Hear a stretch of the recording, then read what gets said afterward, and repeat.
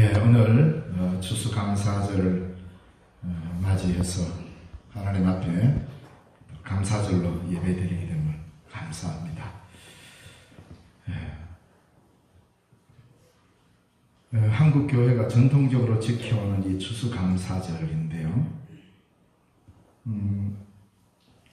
먼저 우리가 이 추수감사절 하나님 앞에 감사하는 것 물론 당연하지요. 좁게는 서로를 향한 감사에서 출발합니다. 내가 이웃에 대한, 형제 자매에 대한, 가장 가까이 있는 사람들에 대한 감사를 내팽개치고 하나님께만 감사한다는 것은 그거는 말이 안 되는 겁니다. 왜냐하면 하나님의 사랑과 이웃 사랑은 분리된 사랑이 아닙니다. 감사도 마찬가지입니다.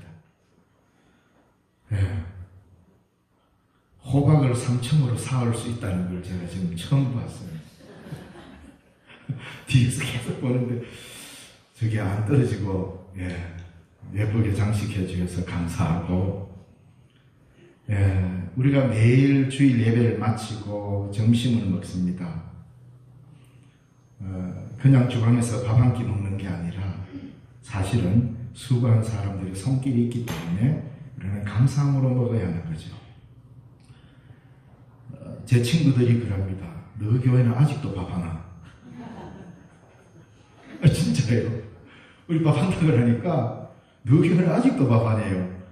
그럼 뭐 밥 안 해야 되나? 그러니까 우리 교회는 밥이 안 된다. 뭐 솥이 없나 살이 없나.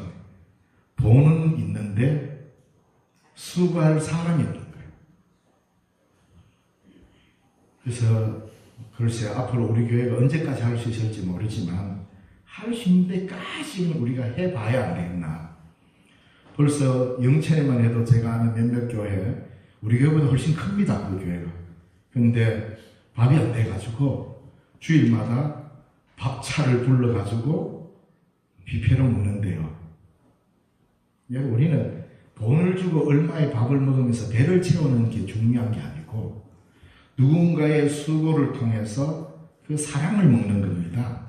그러니까 주방에서 섬기는 그 일은 오늘 우리는 거룩한 성찬에 참여해서 주님의 뜻, 주님의 몸과 주님의 피를 함께 나눈 형제 자매라면 누군가의 수고를 통하여서 수고롭고 감사한 예찬을 또 함께 나누는 것은 당연한 일입니다. 이런 것들을 신학화하지 않으면 그냥 함께 식사일 뿐입니다. 그럴 것 같으면은 말랐고 뭐 밥차도 부릅니까? 그죠? 식비 챙겨가지고 나가는 분한테 돈 한 5,000원, 6,000원 주면서 나가다가 국밥 한 그릇 먹고 가라 하지. 교회가 왜 교회이냐 하면 누군가의 헌신과 수고를 통하여서 그 열매를 나누기 때문에 하나님의 나라의 기쁨의 공동체가 되는 것입니다. 그래서 주방에서 수고하는 분들 참 1년간 정말 고생 많았습니다. 더우면 더운 대로 고생이고 추우면 추운 대로 고생이죠. 그뿐 아니라 교회를 미화하고 꽃도 이렇게 아름답게 꽂고 한 송이 국화꽃을 피우기 위해서 여러분 소쩍새가 봄부터 울었답니다. 이래서 지금 국화가 펴가 있는 거예요. 이런 감성도 우리에게 필요합니다. 호박이 그냥 열린 게 아니에요. 저 세 호박은, 이 5개 호박은 여기 올라오려고 봄부터 소쩍새가 울었는지 참새가 울었는지 모르지만 다 하나님의 섭리와 계획하심 속에 열렸어요. 아주 못났고 이상하게 생겼어도 이 자리에 올라오기 위해서. 이게 뭡니까? 똑같은 사물을 두고 우리가 어떤 의미를 주느냐에 따라서 그 존재의 가치는 전혀 달라집니다. 점심 한 끼, 그래서 10,000원 주고 국밥 한 그릇 먹을 수 있지만 내가 먹는 밥 한 그릇은 성도의 사랑을 나누는 아주 소중한 믿음의 실천이라는 것. 이런 것들이 어우러져야 감사가 나오게 되어 있습니다.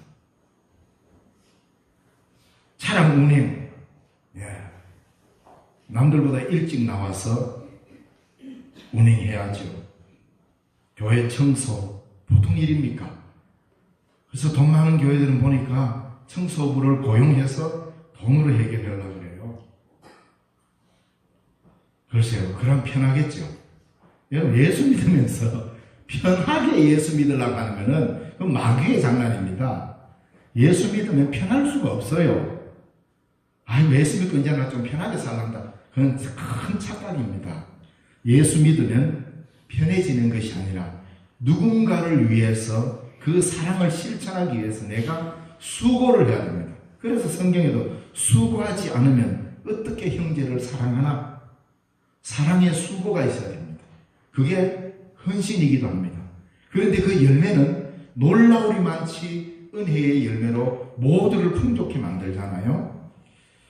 그래서 누군가가 쓸고 닦고 함으로써 우리는 깨끗한 예배당에서 예배 드릴 수 있잖아요.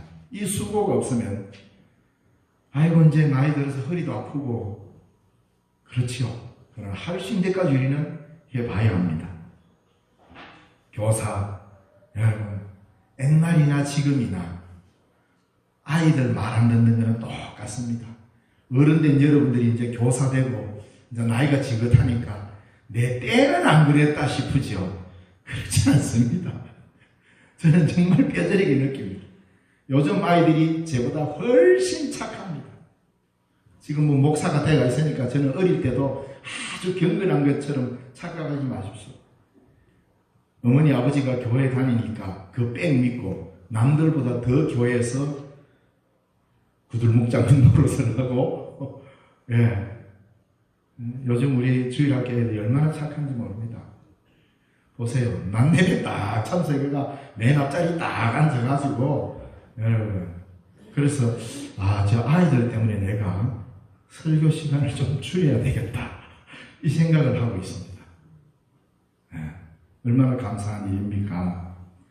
교사들뿐만 아니라 찬양대 다른 데는 없는 또 우리 교회는 토요학교 교사 뭐 돈이 나옵니까? 뭐 밥이 나옵니까? 수고해야 되는데 이런 헌신과 사랑 때문에 신령중앙교회가 되는 겁니다. 구역장 경조사 챙기고 일일이 연락해야 되고 권찰님 마찬가지죠. 그럼 오늘 이 자리에 계시는 여러분 정말 감사한 일입니다. 왜? 여러분이 안 오면 내 혼자 이어서가 뭐 하겠습니까? 여러분이 앉은 그 자리에 여러분이 앉지 아니하면 얼마나 허전하겠습니까? 그래서 여러분이 깃든 그 자리는 정말 감사의 자리입니다. 제가 설교하러 딱 올라왔을 때 거의 1, 2초 만에 스캔이 다 됩니다. 왜? 20여 년 이 자리를 봐왔기 때문에 누가 어디 앉는지 다 안단 말입니다. 근데 그 자리에 와야 될 그 사람이 안 오잖아요. 그날은 설교가 조금 버거립니다. 그 생각이 글로 가니까. 특히 성가대. 영문으로 딱 보면 오늘처럼 3333 쫙 앉아야 되는데 이게 아구가 안 맞으면 자꾸 신경이 써요. 그러니까 앉아서 얼마나 고맙습니까? 여러분들도 마찬가지일 겁니다. 오늘 내가 내 옆에 와야 될 누군가가 오지 않으면 예배 시간 내내 왜 안 왔는고 신경 쓰이죠. 그래서 와주니까 아이고 막 일주일 왜 산지 모르지만 와주니까 너무 고마운 거예요. 그래서 옛말에 부주 중에 제일 큰 부주는 자리 부주다. 아닙니까? 결혼식이든 장례식이든 뭐 부주 얼마를 가져오는 게 중요한 게 아니라 그 자리에 와주는 것, 그 자리를 지켜주는 것, 그게 참 귀한 부주. 매주일 하나님 앞에 영광 돌리러 오면서 인간적으로 우리 목사님한테 자리 부주나 하자. 그 마음 갖고 와도 감사합니다. 그러니까 추수감사절 오늘 이날에 제가 보니까 참 감사하는 사람들이 너무 많아요. 우리 교회에. 왜냐하면 의외로 다른 교회에서는 하지 못하는 일들을 우리 교회에서는 그냥 부드럽게 해나가고 있으니까 참 귀한 일입니다. 이게 감사할 일이에요.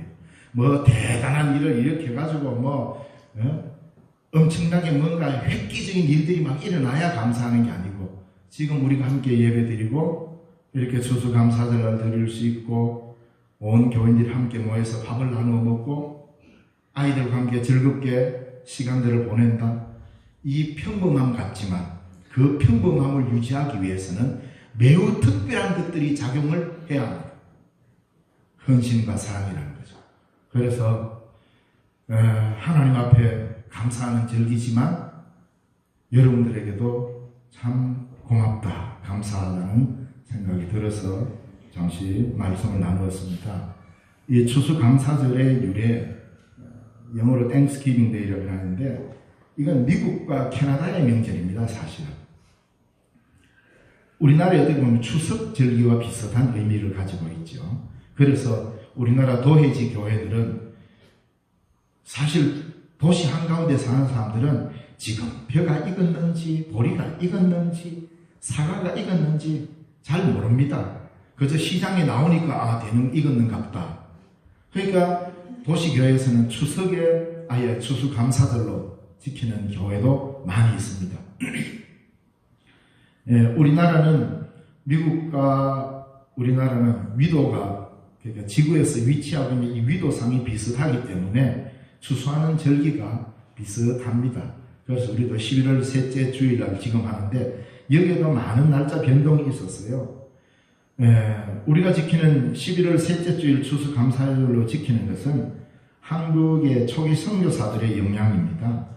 미국에서는 11월 넷째 주 목요일을 추수감사절로 지켰습니다. 그러다가 11월 넷째 주 목요일을 추수감사절로 지키다가 우리나라에서 그 영향을 받아서 11월 넷째 주 목요일로 지키다가 셋째 주 주일 후 수요일로 잠시 지켰습니다. 이후에 셋째 주일로 옮기면서 단순한 감사명절이라는 이름으로 지켰어요. 그러다가 주일로 지키면서 감사주일로 바뀌게 됐습니다.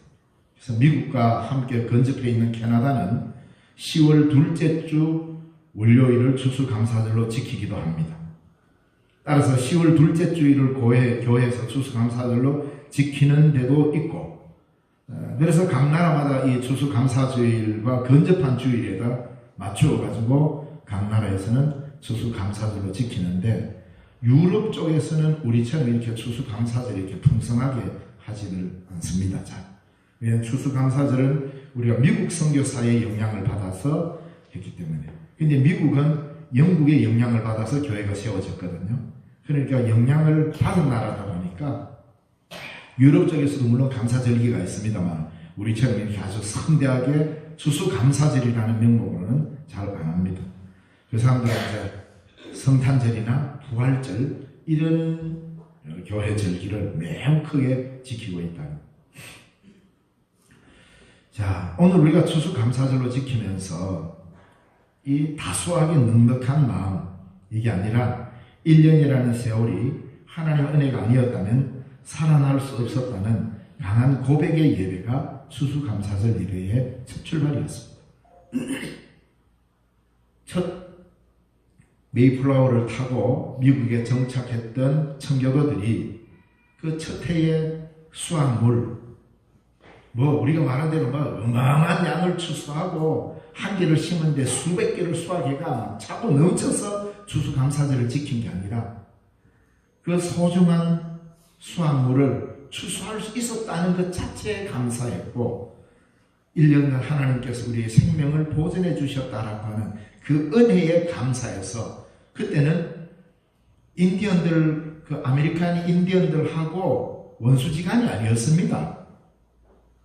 첫 교회에는 농사 짓는 법을 모르잖아요. 영국서 건너가 신들이 왔는 게 뭐 어떻게 알겠습니까? 그래서 인디언들이 농사 짓는 법을 다 가르쳐 줬어요. 그래서 영국에서 건너온 청교도들이 그걸 배웠어요. 농사 지어서 수확이 잘 됐어요. 그럼 어떻게 해요? 인디언들을 초대했어요. 초대해가 같이 예배드리고 같이 감사하고 같이 춤추고 즐겼단 말입니다. 그러다가 이후 지나면서 미국이 정치적으로나 여러 가지로 인디언들에 대한 반감과 추방 이런 이야기 나오면서 갈등의 골이 깊어지죠. 처음에는 그렇지 않았습니다. 그래서 그 첫 정신을 회복하는 게 매우 중요하죠. 오늘 우리가 감사절을 지키면서 성경에서 우리에게 감사절을 지키고 감사하라는 것은 우리의 첫 번째 그 의미를 잘 알아가는 말입니다. 그걸 알 때 감사할 수 있어요. 이걸 모르면 우리는 수확의 양이 많고 적음에 따라서 감사의 이 양이 차이가 나버리게 된다 이 말입니다. 우리는 종종 많은 것을 수확했고 많은 것을 누렸기 때문에 그 안정성에 묻혀가지고 그것 때문에 감사한다라는 경우가 있습니다. 그래서 우리에게는 저축할 수 있는 많은 양들의 곡식이 있고 돈이 있기 때문에 감사하는 게 아니라 지금 이 순간의 양식이 하나님의 손길로 우리에게 주어진 선물이고 이것으로 인해서 하나님의 돌보심을 체험했다는 믿음의 고백이 있어야 감사가 되는 겁니다. 그래서 오늘 본문의 말씀에 우리를 향하여서 우리가 무엇 때문에 감사해야 하는지를 가르쳐주고 있는 거죠. 그러니까 우리가 눈에 보이는 어떤 것들로 감사하는 게 아니라 내가 어디서 출발했는지, 본래 나는 누구인지, 지금 나는 누구인지 이걸 잘 깨달을 때만이 우리는 감사할 수 있습니다. 그래서 오늘 본문의 말씀에 하나님께서는 우리에게 그리스도인의 진정한 감사는 어디서 근거를 하고 있는지를 가르쳐주고 있는 본문입니다. 가장 먼저 내가 오늘 이 자리에 있기 이전에 나는 누구였나라는 걸 아는 게 중요합니다. 이걸 알지 못하면 우리는 성경적인 감사를 할 수가 없습니다. 우리는 종종 과거에 우리 가문에서 일어났던 일들에 대해서 자랑할 것이 참 많죠. 몇 때는 정성이었다, 대감이었다, 양반 집안이었다, 이런 것들이 우리의 자랑거리가 되기도 합니다. 우리뿐 아니라 유대인들도 똑같아요. 유대인들도 혈통 자랑 잘합니다. 율법 준수를 자랑으로 여겼고 혈통으로 자랑을 어기는데 그 사람들은 혈통 중에 가장 괜찮은 혈통은 누구라고 생각하냐면 지금도 유대인들 중에서는 베냐민 지파라고 하면 최고로 쳐줘. 가장 약한 지파였지만 야곱의 가장 사랑받은 막내 아들이거든요. 베냐민이. 라헬로 통하여서 가장 사랑받는 막내가 태어난 게 베냐민입니다. 그래서 베냐민 지파는 유다 지파 중에서도 가장 우월한, 흔히 말하는 사랑받은, 하나님의 사랑받은 지파고 자랑할 만한 지파였습니다. 물론 왕은 유대 지파로 인해서 다윗왕이 나왔지만, 그래서 사도 바울이 얼마나 자랑합니까? 야, 나를 건들지 마. 나 베냐민 지파 출신이야. 이 말 하잖아요. 나는 히브리인 중에 히브리인이고 베냐민 지파다. 혈통으로는 베냐민 지파다. 이 말은 뭡니까? 너희들 내만한 사람이 있나? 나와봐. 이 말입니다. 그거 얼마나 자랑했겠어요. 그래서 유대인들이 너 어느 지파야? 저 베냐민 지파의 후손입니다. 다들 일단 입 다물어 봅니다. 그 정도로 베냐민 지파가 대단했던 겁니다. 왜냐하면 초대 임금인 사울 왕이 베냐민 지파로 나왔기 때문에. 이스라엘의 첫 왕이 베냐민 지파입니다. 그래서 종종 지금도 이스라엘 사람들 이름 중에 자기가 베냐민 지파면 반드시 그 이름 앞에 벤자민이라는 이름을 붙여서 지금 이스라엘 총리 벤자민 나타오고 하여튼 이름 잘 모르겠습니다만 이름 앞에 벤자민 붙으면 자기가 베냐민 후손이라는 것을 대놓고 자랑하는 사람입니다. 혈통을 자랑하는 거죠. 그러나 성경은 이런 혈통과 업적이 아니라 우리의 본래적 존재를 묻고 있습니다. 우리의 본래의 모습을 바르게 인정하고 들어가야 지금 나를 옳게 판단할 수 있게 된다는 그 말이죠. 그래서 오늘 말씀에 보면 우리가 본래 누구였는가? 3절 말씀에 보니까 이렇게 나옵니다.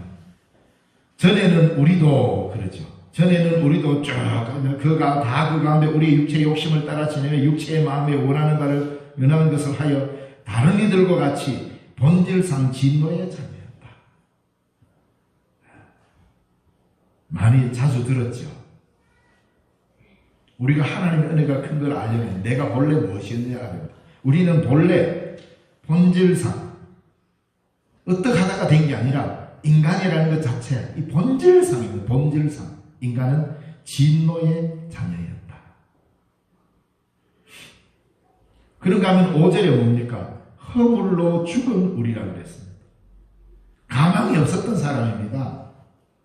하나님이 내버려 놔버리면 허물로 죽은 우리요, 본질상 진노의 자녀요, 도무지 고쳐서지도 못하는 그런 인간 존재였다 이 말입니다.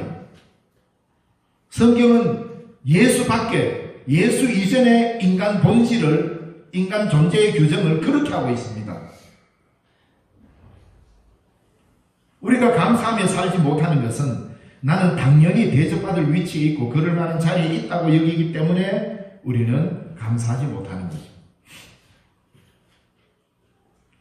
나의 죄 그러면서 내 가슴을 치고 우리의 죄성에 대한 민감한 녹음 없이는 감사가 나올 수 없게 되어 있는 것이 성경의 가르침입니다. 기독교 2000년 역사 가운데 세계의 역사를 바꾼 위대한 신앙인들은 그들에게 있어서 공통적인 모습은 뭐냐면 자신을 하나님 앞에 철저한 죄인임을 깨닫고 그 죄의 문제를 깊이 고민한 사람들이 교회 2000년 역사 가운데 이 세계의 역사를 바꾼 사람이에요. 그게 대표적인 사람이 종교개혁가들이에요. 그들은 자신이 큰 일을 해내고 위대한 업적을 세울 거라고는 꿈에도 생각하지 않고 하나님 앞에 자신들이 얼마나 큰 죄인인지 알고 자기 가슴을 치면서 이 죄인입니다. 그걸 깨닫고 하나님의 용서의 큰 은혜가 얼마나 큰지를 알고 나니 오직 믿음으로밖에 안 된다는 걸 알았던 거죠. 그래서 그들은 세계 역사를 바꾸는 사람들이 되었던 것입니다. 내가 죄인인 줄 철저히 깨달으면 비관적인 사람이 되는 게 아닙니다. 흔히 철학적으로 말하면 염세주의가 되는 게 아니라 나는 죄인이다 라는 것을 깨달을 때 막 그냥 비관적인 사람이 되고 염세적 사람이 되어서 그냥 어두운 데로 찾아 들어가는 이게 아니라는 겁니다. 오히려 내가 죄인인 줄 아는 사람은 비관적 사람이 되는 게 아니라 오히려 용서받은 하나님의 자녀가 된다는 감사함, 이것이 우리에게 다가오고 있다는 걸 알게 됩니다. 그래서 세상을 바꾸는 원동력은 감사야, 감사라 이 말입니다. 많은 곡식을 추수했다고 하나님께 감사하는 것도 쉬운 일이 아닙니다. 그러나 그보다 더 근원적인 문제는 내가 본질상 어떤 사람인지, 본래 나는 어떤 자리에 있었고 나는 어떻게 처리되어야 할 존재인지를 알 때 지금의 은혜로 감사의 눈물을 흘릴 수 있는 것입니다. 그래서 과거를 알고 현재를 아는 것, 내가 똑똑해서 아는 게 아닙니다. 하나님의 말씀이 그렇게 우리에게 향하여 직면하게 할 때 아는 겁니다. 세상의 사람들이 저절로 내가 아이고 나는 죽을 죄인이구나, 본질상 진노의 자녀이구나 스스로 깨달을 수가 없습니다. 내가 죄인인 줄 깨닫는 것도 하나님의 은혜요, 그 용서도 은혜로 오는 겁니다. 그래서 모든 것이 다 은혜이죠. 그러니까 내가 죄인인 줄 깨달았다는 것 자체가 가장 큰 은혜입니다. 그래서 감사로 나아가게 되는 거죠. 그럴 때 우리는 하나님 앞에 새로운 피조물이 되는 겁니다. 왜? 본질상 진노의 자녀로 머물러 있던 우리 인생이 감사함으로 그 은혜를 알고 감사함으로 살아가니까 삶의 방향이 달라진 거잖아요. 그래서 성경은 새 것이 되었다라고 우리에게 말하고 있는 것입니다. 진정한 감사는 지금 내 손에 얼마만큼의 재산이, 얼마만큼의 권력이 주어졌다고 그것으로 인해서 감사한다면 그것은 성경에서 우리에게 말하는 감사와 거리가 멉니다. 우리는 소유에 의한 어떤 것들을 소유했음으로 오는 또는 편리함으로 인한 이런 감사는 성경에서 말하는 감사가 아닙니다. 성경에서 말하는 감사는 나라는 존재가 어떻게 바뀌었는지, 본래는 이랬는데 지금은 이렇다라는 나를 깨달을 때 오는 감사. 이게 은혜로만 가능한 거죠. 물론 사람들은 이런 것들을 손에 쥐어줘도 감사를 모르는 사람들이 많긴 합니다. 진정한 감사는 나의 존재가 어떻게 변화되었는가를 알 때 가능한 겁니다. 그런데 이 가능성은 나로부터 나오는 게 아닙니다. 저절로 깨달아지는 게 아니란 말입니다. 전적인 하나님으로부터 나오는 것입니다. 그래서 4절 말씀에 긍휼이 풍성하신 하나님이 우리를 사랑하신 그 큰 사랑이 인하여라고 말하고 있습니다. 그 큰 사랑으로 인해서 우리가 허물로 죽어야 되는 우리가, 본질상 진노의 자녀였던 우리가 그리스도와 함께 살리셨다. 우리의 궁극적 감사는 여기에서 출발합니다. 하나님이 우리를 보실 때에 그리스도를 통하여 우리를 보시기 때문에 우리는 하나님의 사랑 덩어리다 이 말입니다. 죄악으로 진노를 받아야 할 우리가 하나님의 사랑을 받았다는 말입니다. 그 사랑의 힘으로 그리스도와 함께 우리를 살리셨다. 그리스도가 다시 사실 때 우리도 다시 살아난 것입니다. 그 부활의 힘을 입고 우리도 새 생명으로 다시 살아났다라고 말합니다. 하나님께서 사랑하시니 우리는 더 이상 진노에 머물러 있는 존재가 아니라 하나님의 은혜의 자리에 놓여졌다라는 이 말입니다. 그래서 이전 것은 지나갔으니 보라 새 것이 되었도다. 그러니까 우리는 내 인간 자체의 연약성에 파묻혀가지고 아이고 나는 안 돼. 그렇게 말하면 안 된단 말입니다. 왜? 내가 나를 보는 것이 나에 대한 규정이 아니라 하나님이 나를 보고 너는 이런 존재라고 규정해 줄 때 그게 나라 이 말입니다. 우리는 우리 스스로를 잘 감찰하고 우리 스스로를 잘 보면은 나를 본다고 생각하는데 그렇지 않습니다. 여러분이 여러분을 보는 것보다 더 정확하게 하나님이 예수 그리스도를 통하여서 여러분을 보시는 존재가 진정한 참 본래적 존재다 이 말입니다. 그렇기 때문에 하나님이 아니라 하는데도 자꾸 아이고 나는 몹쓸 놈입니다고 계속 그렇게 할 필요가 없다. 우리의 은혜는 하나님이 우리에게 베풀으신 은혜는 본질상 진노의 자녀인 것 맞습니다. 그런데 그리스도 예수 안에서 이제는 아니라 이 말입니다. 이미 잊은 것은 지나갔다고. 그러니까 어떻게 해요? 삶의 방법이 딱 하나가 있다는 겁니다. 이제는 좀 과격한 말로 쓸데없는 소리 하지 말고 잔소리 하지 말고 감사함으로만 살아라 이 말입니다. 이전에는 본질상 진노의 자녀였던 우리가 그 풍성하신 긍휼과 그 사랑으로 인하여 우리가 구원받고 하나님의 은혜로 새 것이 되었기 때문에 이제는 삶의 방법은 딱 하나뿐이다. 뭐요? 그래 감사하며 살자 이 말입니다. 이게 본질상 진노의 자녀에서 새롭게 거듭난 새로운 피조물의 삶이 된다 이 말입니다. 하나님의 사랑으로 우리를 살리셨고 우리를 일으키셨고 우리를 하늘까지 높여서 앉히시니 이게 얼마나 대단한 일입니까? 오늘 본문에서도 우리를 살린 정도가 아니라 그리스도 예수 안에서 함께 하늘에 앉히셨다. 여러분의 발은 이 땅에 딛고 살지만 여러분의 주민등록은 하늘에 되어 있다 이 말입니다.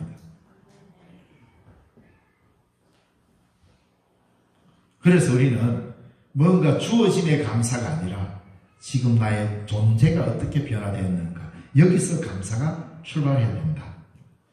하나님께 받은 이 놀라운 선물이 선물로 보일 때 비로소 우리는 감사의 의미를 알고 감사한 삶을 살 수 있게 되는 것입니다. 우리가 감사한 삶을 산다는 것은 하나님의 선물이 추상적이지 않고 나에게 구체적으로 느껴진다는 말이죠. 감사하다는 말. 구원의 놀라운 은혜를 마치 내가 이룬 것이냐 자랑하지 말라고 말합니다. 8절 말씀에 보니까 너희는 그 은혜에 의하여 믿음으로 말미암아 구원을 받았으니 이것은 너희에게서 난 것이 아니요 하나님의 선물이라. 오늘 우리가 이 자리에 앉아있게 된 것은 다 하나님의 선물 때문입니다. 값없이 주시는 놀라우신 그 은혜의 선물 때문에 우리는 여기 있다. 선물을 주는데 당연히 받는 것은 배은망덕한 일이죠. 이 놀라운 선물을 주시면 우리는 딱 하나의 반응만 하면 됩니다. 감사합니다. 그렇잖아요. 교회에서도 그렇고 보면 아이들도 그러고 뭔가 이래서 감사합니다 그러면 뭐 하나 더 주고 싶어요. 이 인지상정이잖아요. 하나님께서 우리를 그의 은혜로 값없이 구원해 줬었으면 우리가 할 수 있는 일은 아무것도 없습니다. 감사하는 일밖에 없습니다. 감사는 구체적으로 실천할 때 그 열매가 맺게 되어 있습니다. 과거에 우리가 어떠한 형편이었는지 알면 그리고 그러한 나를 하나님께서 얼마나 사랑해 주셨는지를 알면 우리는 자랑할 수 없습니다. 그래서 자랑하지 않고 감사할 수 있을 뿐입니다. 여러분 우리는 자랑, 원망 이러면 서로 이것이 반대라고 생각합니다. 그렇지 않습니다. 자랑과 원망은 한 뿌리에서 나옵니다. 같은 의미라 이 말입니다. 이건 뭐냐면 내가 자랑할 거리를 찾게 되면 그 자랑의 거리가 나에게서 나오게 되면 이게 원망으로 가기 쉽습니다. 출애굽한 이스라엘 백성들 보십시오. 하나님께서 전적으로 종으로 사로잡혀 있는 그들을 자유케 하기 위해서 풀어서 광야로 데리고 가나안 땅을 향하여 나아갑니다. 하나님은 약속해 주셨지 출애굽하는 순간 바로 가나안 땅이 된다고 말하지 않았습니다. 출애굽했으면 광야의 길을 거쳐서 가나안 땅으로 가야 합니다. 그런데 그 광야의 길을 걸으면서 그들을 원망합니다. 마치 출애굽 사건을 자기들의 힘으로 이룬 것이냐 꽝치고 몰아갑니다. 그러니까 자랑이 변질되면서 원망이 되는 것이고 결국 원망은 긍정적으로 이 원망이 좋게 표현하자면 자기 자랑이 되는 겁니다. 결국은 뭡니까? 내가 주인이 되면 자랑하든지 원망하든지 둘 중에 하나를 되겠습니다. 감사가 사라집니다. 내가 내 삶의 주인이 아니라 하나님이 내 삶의 주인이라는 것을 알면 자랑할 것도 없고 원망할 것도 없습니다. 그저 감사할 일뿐입니다.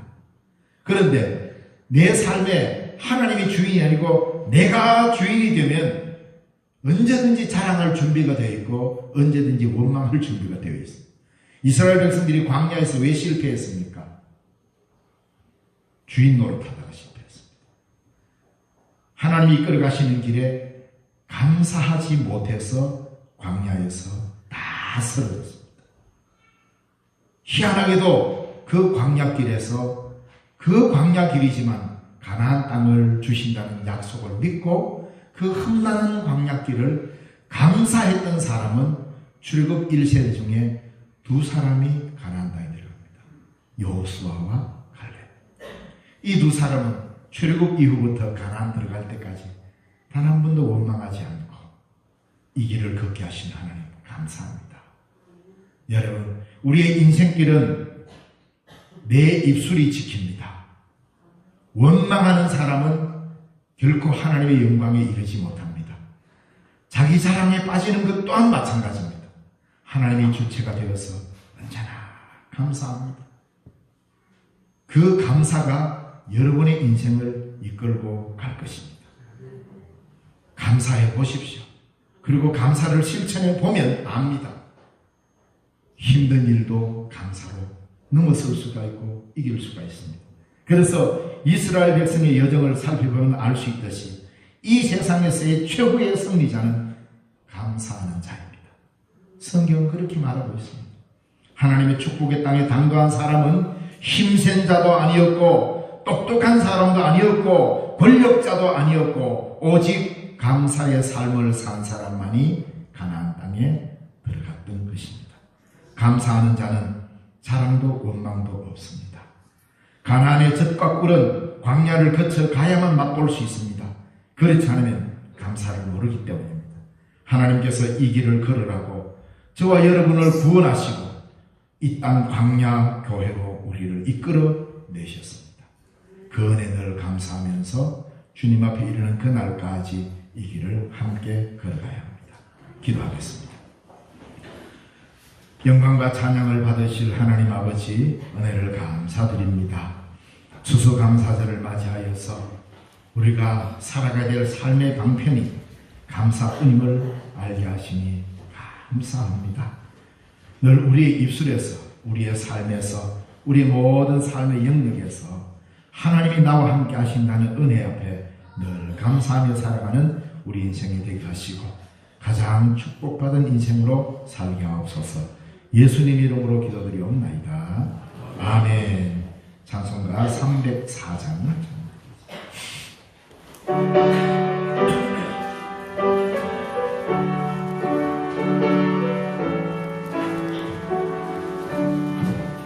그 크신 하나님의 사랑 말로 다 형용 못하네.